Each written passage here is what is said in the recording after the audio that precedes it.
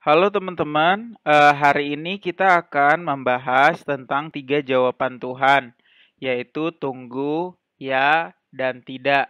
Hari ini saya akan menjelaskan bagaimana sih dasar firman-nya apa dan juga bagaimana kita menghadapi setiap-tiap jawaban Tuhan, tunggu, ya, dan tidak.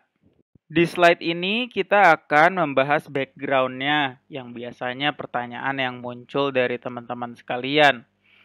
Apakah Tuhan bisa menjawab semua pertanyaan atau permintaan kita? Bahkan yang rumit sekalipun, yang kurang masuk akal bagi manusia dan lain sebagainya. Yang kedua, apakah pertanyaan kita yang sudah benar atau pertanyaan kita masih belum masuk logika atau yang lainnya? Lalu mengapa belum dijawab ya sama Tuhan? Apakah ada yang salah? Seperti itu. Di slide berikutnya, kita akan membahas dan membaca firman Tuhannya. Mari kita baca sama-sama dari 2 Korintus 12 ayat 6 sampai 10. Saya akan bacakan, saya mulai dari ayat yang ke-6.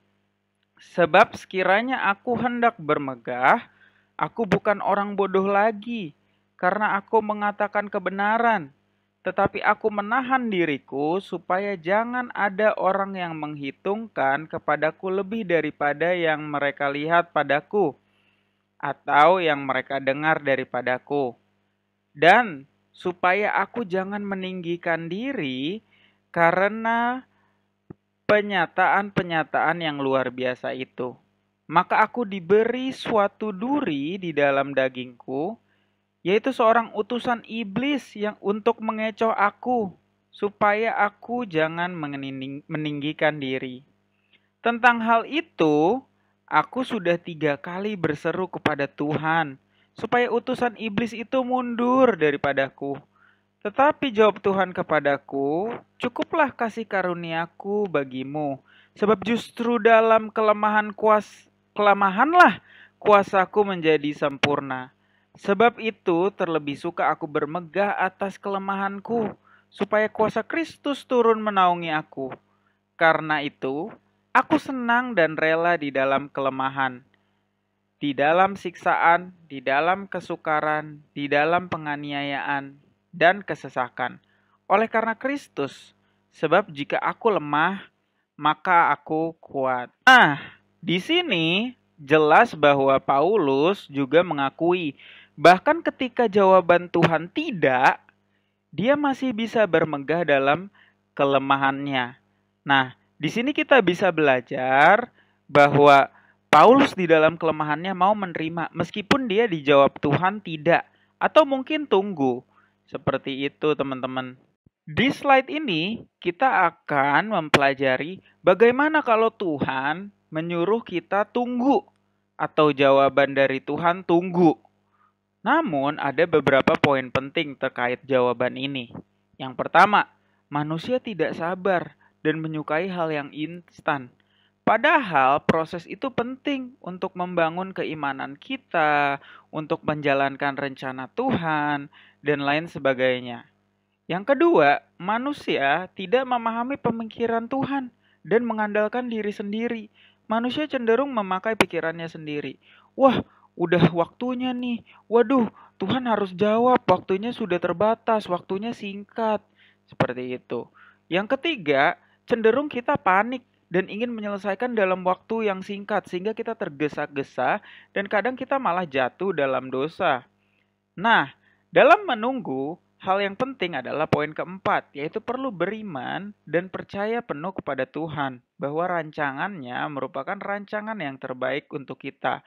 Itulah yang menyebabkan kita bisa menunggu dengan beriman dan berpengharapan kepada Tuhan. Nah, sekarang kita berpindah pada jawaban ya. Jawaban ya adalah jawaban yang seolah-olah sangat menyenangkan karena sesuai dengan keinginan kita.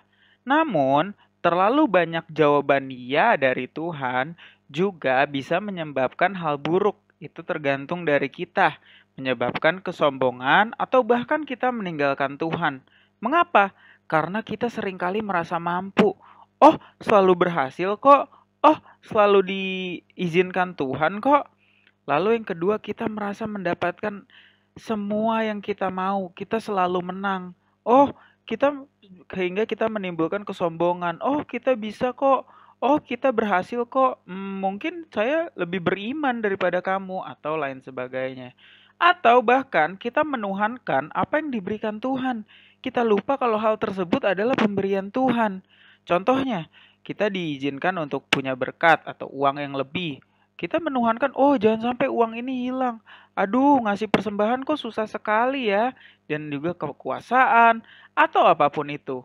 Kita tuhankan lebih dari Tuhan yang memberi semua itu, berkat itu kepada kita. Nah, sekarang bagaimana jika jawaban Tuhan tidak? Apa yang kita minta ditolak oleh Tuhan, bukan merupakan yang terbaik untuk kita. Apa yang terjadi pada kita?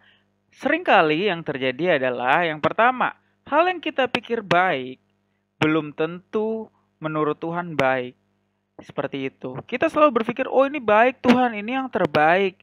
Padahal menurut Tuhan, itu belum tentu yang terbaik.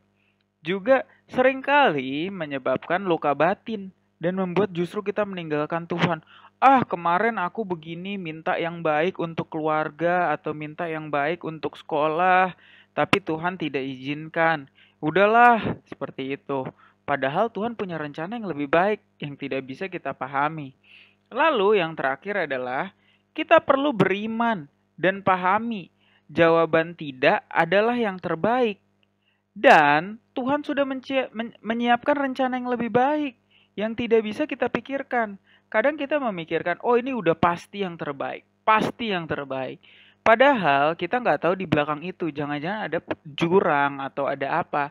Sehingga kita harus lebih beriman dan memahami bahwa jawaban Tuhan adalah yang terbaik karena Tuhan tahu yang terbaik untuk kita. Nah, lalu apa nih konklusi dari bahasan kita hari ini? Setelah melihat background, merenungkan firman Tuhan, dan mengecek satu persatu jawaban Tuhan. Ada 3 hal yang saya mau sampaikan. Yang pertama, jawaban tunggu, tidak, ya, atau apapun jawaban Tuhan, tidak ada jawaban yang terbaik atau jawaban yang lebih baik dari yang lain. 3 jawaban itu masing-masing adalah yang terbaik karena Tuhan tahu apa yang kita butuhkan dan Tuhan tahu mana yang terbaik untuk kita.